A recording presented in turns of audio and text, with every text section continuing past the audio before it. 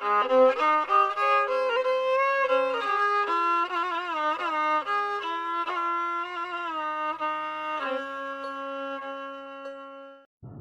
है खलील जिब्रान की कहानी नई दुल्हन। दूल्हा दुल्हन मंडप से निकले। उनके पीछे बधाइयां देने वाले खुशी और आनंद मना रहे थे। बड़ी बड़ी मोमबत्तियां और फानूस थे। नौजवान खुशी के गीत गा रहे थे और लड़कियां मंगल गीत गा रही थी। यह जुलूस दूल्हे के मकान पर पहुंचा, जो कीमती गलीचों और चमकीले सामानों से सजा हुआ और खुशबुओं से महक रहा था। दूल्हा दुल्हन एक ऊंचे तख्त पर बैठे और मेहमान रेशमी सोफों और मखमली कुर्सियों पर बैठ गए। बड़ा हॉल इंसानों से पूरा भर गया। नौकर सुराबियां ले आए और शराब के दौर चलने लगे। प्यालों की खनक और आनंद की आवाज मस्ती भरी दुनिया पैदा करने लगे। फिर गाने वाले आ गए और अपने जादू भरे संगीत से लोगों को मदहोश करने लगे। उनके मीठे सुरों और सारंगी की रस भरी आवाज से दिल में खुशी की लहरें छलकने लगी। तबले की थाप सुनने वालों की तादाद अलग ही मजा देने लगी। नाचने वाली औरतें उठी। अब नृत्य और संगीत सुनने देखने वालों को मस्त करने लगा। उनके लचके जिस्म इस तरह हिल रहे थे जैसे खुशबूदार हवा के झोंकों से पेड़ों की नर्म शाखा झूमती है। उनके कपड़े इस तरह उड़ रहे थे जैसे सफेद बादल चांद से खेल रहे हों। आंखें उनको घूर रही थी, पेशालियां उनको सलाम कर रहे थे। साज वालों की आत्माएं उनको गले लगा रही थी और उनके रूप और सुंदरता से मगन हो रहे थे। शराब का दौर बढ़ चला और मेहमान अपनी कामनाओं की शराब में डूबने लगे। रफ्तार और बढ़ गई, आवाजें ऊंची हो गई। चारों ओर मनमानी होने लगी थी। पद भारी बेचैन होने लगे। इंद्रियों में गर्मी पैदा हो गई थी। दिल भी बेचैन हो उठे और सारा घर तार टूटी हुई सारंगी की तरह हो गया, जैसे किसी पागल के हाथ में दे दिया हो और वह जोर से मिज़राब ठीक कर उसे संगीत पैदा करने की कोशिश कर रहा हो। वहां एक नौजवान है जो अपनी प्रेमिका के प्यार में डूबा है। वहीं एक नौजवान सुंदरता और प्रेम की कहानी सुना रहा है। एक बूढ़ा जाम पर जाम चढ़ा गाने वाली औरतों से गजल की फरमाइश कर रहा है, जिससे उसकी जवानी की यादें ताजा हो जाएं। छज्जे पर बैठी एक औरत उस आदमी को नखरा दिखा रही है जो उसकी तरफ प्यार की नजर से घूर रहा है। एक कोने में एक बड़ी उम्र की महिला बैठी है। उसके सिर के बाल सफेद हो रहे हैं। वह मेहमान लड़कियों में से अपने लड़के के लिए किसी दुल्हन का चुनाव कर रही है। खिड़की के पास एक शादीशुदा औरत बैठी है जिसे उसके आदमी के शराब के नशे में चूर होने के कारण अपने पहचान वालों से बात करने की फुर्सत मिल गई है। मतलब यह है कि सारे के सारे लोग शराब और गीत के समंदर में डूबे हुए थे। खुशी और मस्ती में शराबों की दुनिया और उनकी तमाम चीजों से बेफिक्र बीते हुए दुखों और आने वाली फिक्रों से बेपरवाह आनंद में खोए हुए थे। यह सिलसिला चलता रहा और सुंदर नई दुल्हन इस दृश्य को बड़ी बड़ी आंखों से इस तरह देख रही थी जैसे उदास कैदी कैद खाने की काली दीवारों पर नजर डालता है। उसकी नजर बार बार हॉल के एक कोने में पड़ रही थी, जहां 20 साल का एक नौजवान मदमस्त मेहमानों से इस तरह अलग बैठा था जैसे कोई घायल परिंदा अपने से अलग हो गया हो। उसने अपना हाथ अपने सीने पर इस तरह रखा था जैसे उसका दिल बाहर निकलना चाह रहा हो। उसे हॉल का माहौल किसी भी अनचाही वस्तु से घिरा नजर आ रहा था। लगता था कि उसकी आत्मा शरीर से अलग हो चुकी है और अंधेरे के फैलाव में उड़ रही है। आधी रात बीत गई और महफिल की खुशी की आवाजें बढ़ती गई, यहाँ तक कि हलचल मच गई। सारे लोग शराब के नशे में चूर हो गए। उनकी जुबानें लड़खड़ाने लगी। बदसूरत दूल्हा अपनी जगह से उठकर मेहमानों के बीच घूमने लगा। वह भी नशे की जकड़ में फंस गया था। इसी वक्त दुल्हन ने एक लड़की को इशारे से बुलाया। जब वह पास आकर बैठ गई तो दुल्हन ने इधर उधर नजर दौड़ाई। वह उस लड़की से कोई राज की बात कहना चाहती थी। उसने कांपती आवाज में लड़की से कानाफूसी की, ऐ मेरी बहन, मैं तुम्हें उस प्यार की कसम दिलाती हूँ जो मेरे और तुम्हारे साथ बचपन से है। मैं तुम्हें उस चीज की कसम दिलाती हूँ जो तुम्हें इस दुनिया में सबसे ज्यादा प्यारी है। मैं तुम्हें तुम्हारे दिल के रज्जों की कसम दिलाती हूँ। मैं तुम्हें उस प्यार की कसम दिलाती हूँ जिसमें हमारी आत्मा बंधी हुई है और किरणें पैदा कर रही है। मैं तुम्हें तुम्हारे दिल की खुशी और अपने दिल के दर्द की कसम दिलाकर प्रार्थना करती हूँ कि तुम अभी सलीम के पास चली जाओ और उससे कहो कि वह छिपकर बाग में आए और चिनार के पेड़ के नीचे मेरी राह देखे। सुनो, मेरी ओर से तुम उसे दरख्वास्त करो और किसी तरह से मेरी बात उससे मनवा लो। उसे बीते दिनों की याद दिलाओ, उसे प्यार की कसम दिलाओ और कहो कि वह बेचारी रो रो कर अंधी हुई जाती है। वह चाहती है कि अंतहीन अंधेरे में समाने से पहले वह अपना दिल खोलकर तुम्हारे सामने रख दे।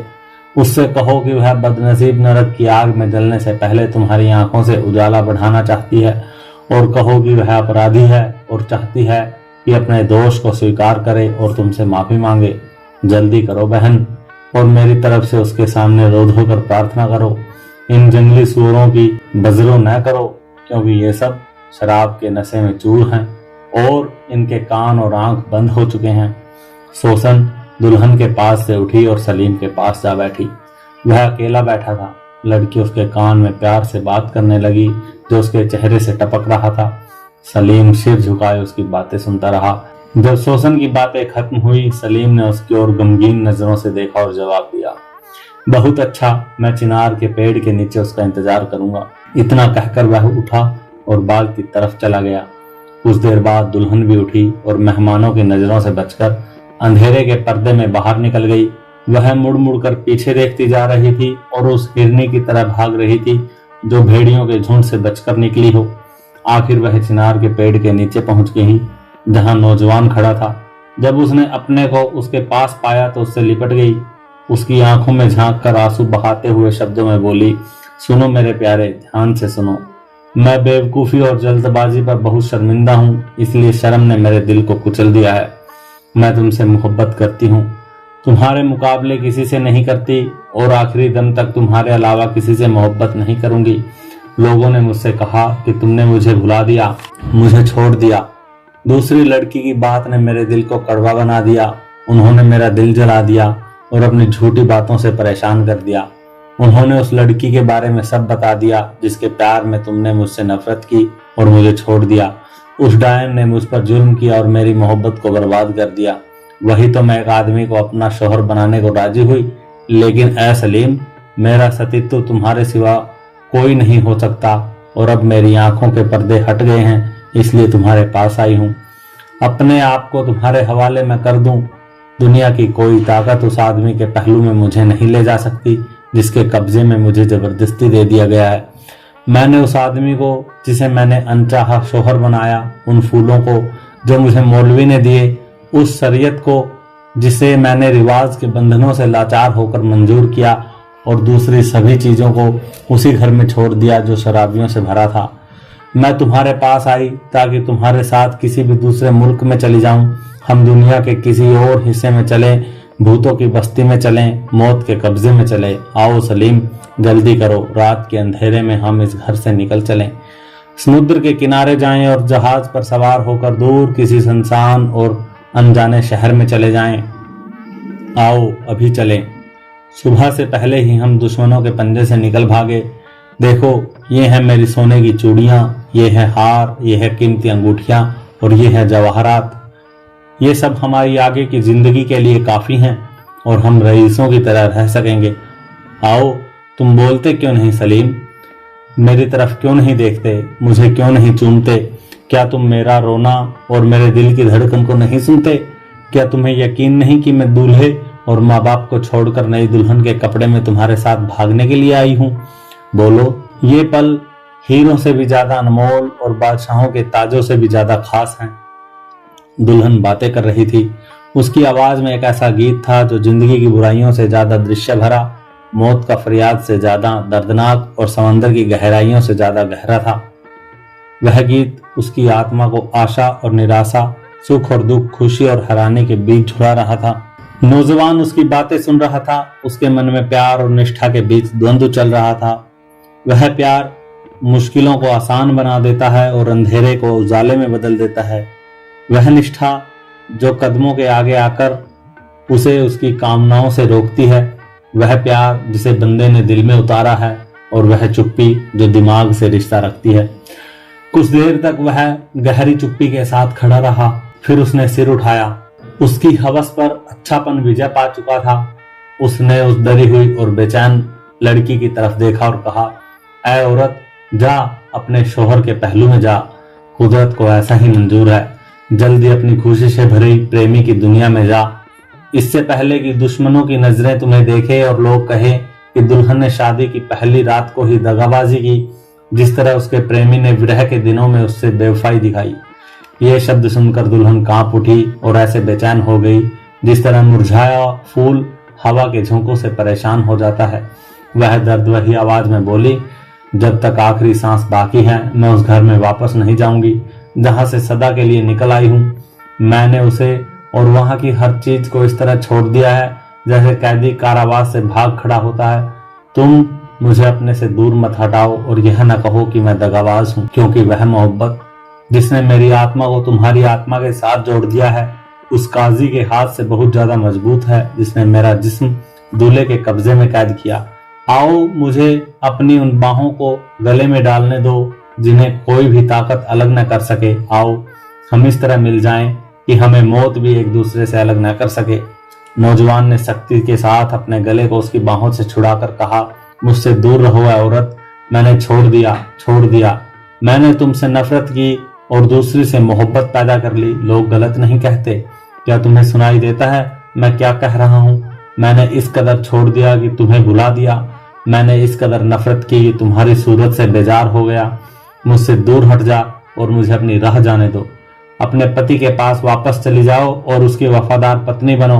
दुल्हन ने चिल्लाकर कहा, नहीं, मैं तुम्हारी बातों का यकीन नहीं कर सकती। तुम मुझसे मोहब्बत करते थे। मैंने तुम्हारी आंखों में मोहब्बत देखी थी और जब भी तुम्हारे जिस्म को छुआ मोहब्बत को छुआ था। तुम मुझसे मोहब्बत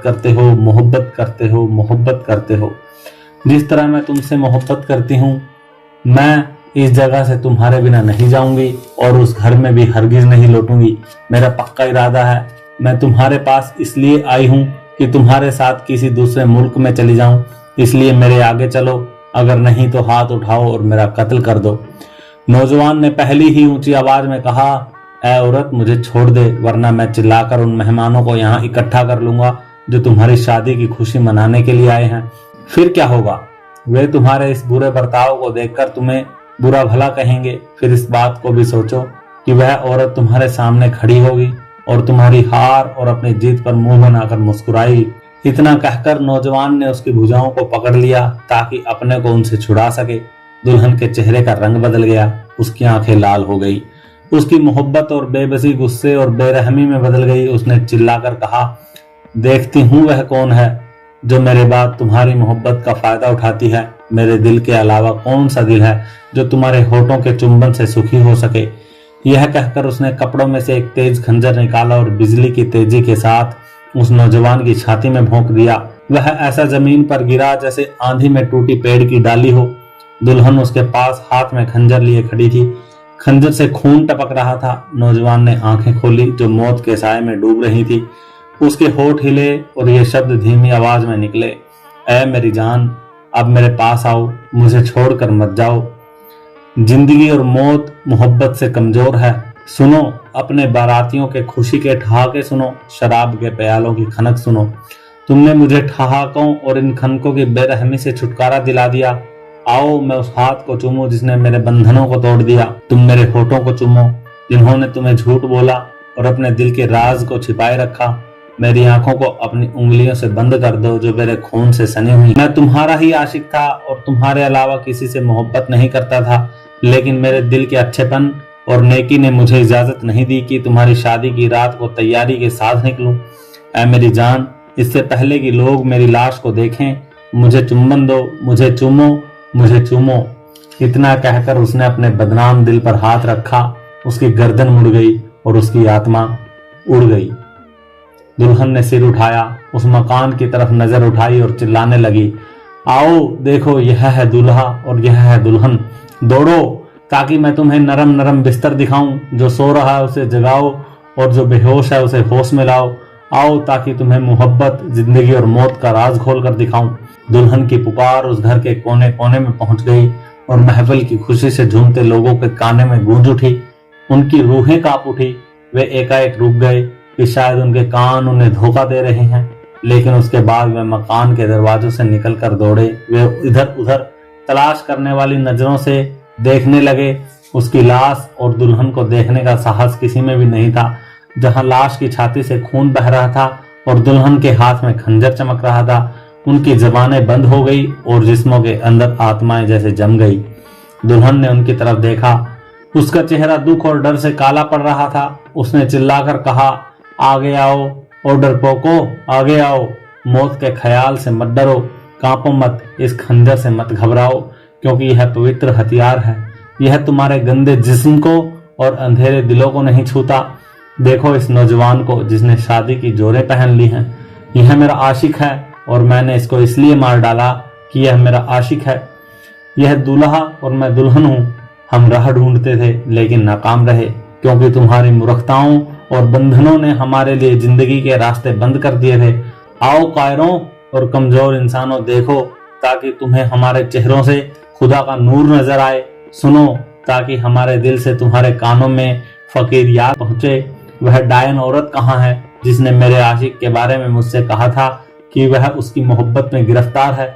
उसने मंगेतर को सिर पर उठाया होगा, तब उस गंदी औरत को यह शक हो गया होगा कि उसकी जीत हुई। लेकिन जहन्नुमी नागिन है कहाँ? मैं उसे दावत देती हूँ कि वह करीब आए और देखे कि उसने तुम लोगों को मेरे आशिक की शादी की खुशियां मनाने के लिए किस तरह जमा किया है। हाँ, मेरे आशिक की शादी, उस आदमी की शादी नहीं जिसे मैंने अपना शोहर बनाया है। तुम मेरी बातें नहीं समझते, लेकिन अपने बच्चों को जाकर बताओगे कि एक औरत ने अपने आशिक का अपनी शादी के रात कत्ल कर दिया। तुम मेरा बयान करोगे और अपने कसूरवार मन से मुझे बुरा भला कहोगे, लेकिन तुम्हारे पोते मुझे ही मुबारकबाद देंगे। ऐ मूर्ख, तुमने झूठ, ढोंग और फरेब से मुझे अपनी बीवी बनाना चाहा। तुम उस जाति की तबाही को देखो जो जुल्मों में रोशनी ढूंढती है, जो पत्थर से पानी निकालने की आस रखती है और रेगिस्तान में फूल उगाने की चाहत। तुम इन बस्तियों को देखो जो अपने आप को इस तरह मूर्खता के हवाले कर चुकी है, जिस तरह अपना हाथ एक अंधा दूसरे अंधे के हाथ में दे देता है। तुम उस ताकत के पुतले हो जो हारों और चूड़ियों के लिए आत्माएं और बाहें काटती हैं। मैं तुम्हें माफ करती हूँ, क्योंकि खुश रूहें इस दुनिया से कूच करने से पहले सबके गुनाह माफ कर देती हैं।